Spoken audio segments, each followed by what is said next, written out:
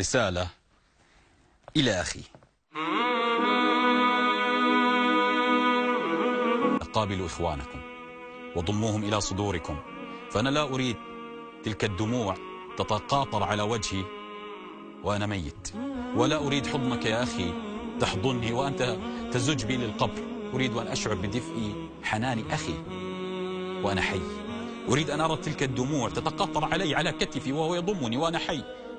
لا أريدك وأنا ميت، فأنا ميت لن أشعر بك.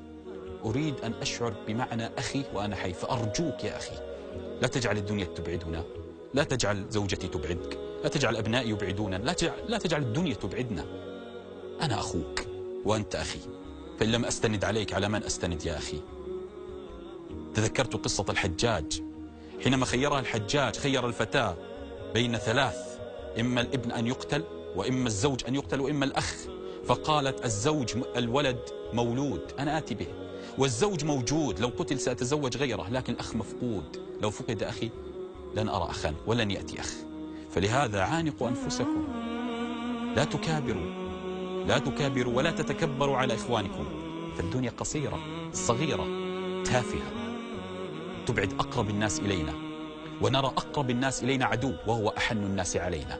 لهذا اذهبوا لإخوانكم وأخواتكم وافتحوا صفحة جديدة معهن ومعهم، فما يدريك فربما ملك الموت على الطريق.